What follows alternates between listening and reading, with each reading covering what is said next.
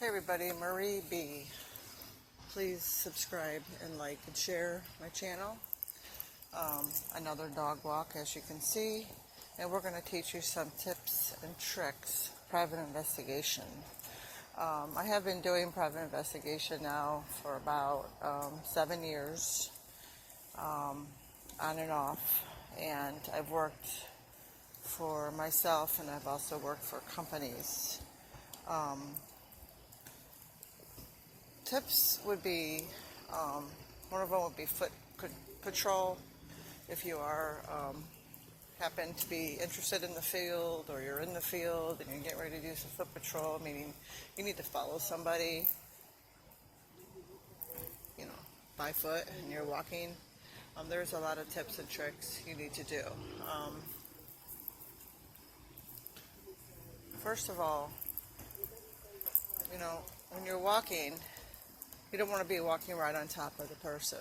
Obviously, you want to be a distance behind. And for example, we have a couple lights coming up where I'm walking, and there's a bin that goes around. You can't see it probably, it's dark. But you obviously don't want to lose the person, but you want to be, I would say, you want to be at least maybe 100 feet away, which is not that far, but you want to give yourself distance so it doesn't look obvious. Now, a lot of times when you are walking your dog, as I am right now, it's not so obvious, and you can get away, get away with it. In other words, not looking so suspicious. I'm going to show you a nice little Christmas light here. Here's a good example. We're not doing any surveillance right now. I'm not on duty. But I want to let you all know that that's somebody's property, and legally you're not allowed to go up there and start filming while standing on somebody else's property. So I want to make that real clear, everybody, that is a really good tip to jot down, that filming, I should say, on somebody's property, videotaping, would be illegal. So you would have to be like at a distance, like I am from this waterfall here. If you have a good camera, you can zoom in and you can do what you got to do. I have people up here in the jacuzzi where I'm at.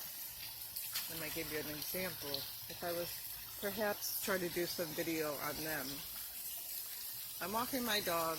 I don't look too obvious. And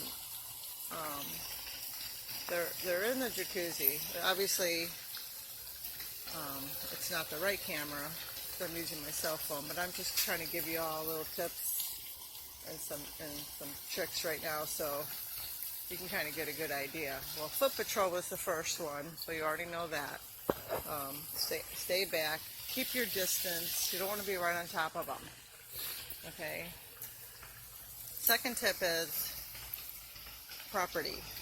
You don't take your camera and you don't go on somebody's property and start recording. It's illegal. Now, I don't know about all states, so that's something you would have to check before you went ahead and do that. It is illegal. You want to make sure your state, you want to make sure your what you cannot do, your laws, your state. Okay? So that's tip number 3. Now,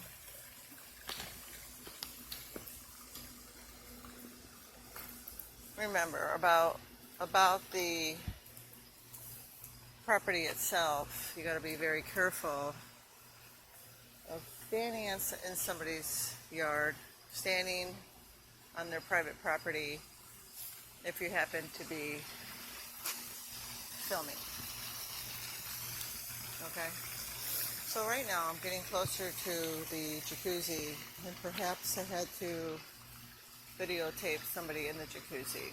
For privacy reasons, I probably Obviously, I'm not going to really do a quick video, but I can try to do a little bit like from where I'm at, so you can get an idea on tip number 3.